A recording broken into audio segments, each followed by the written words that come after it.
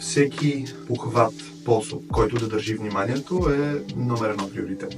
Всички родители, ако си изпратят детето на гости при чужди родители, те ще имат влияние върху него. И според мен повече учители имат нужда от лична терапия, през която те не минават през педагогика и казват: това е достатъчно, не ме учи, не ме занимава и аз знам педагогика. И след това излизат деца, които мразят учителите си, но не тях, а предметите, които учителите преподават, което е за мен ужасяващо.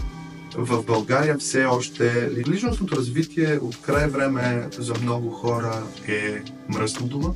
Терапията също по някакъв начин. Хората все още я възприемат: аз съм счупен и за това отивам на терапия. Това да ми предложиш да отида на терапевт, на психолог, е като да ме обидиш, че ми има нещо. И аз ставам дефансивен и почвам контратака да ти докажа, че нищо ми няма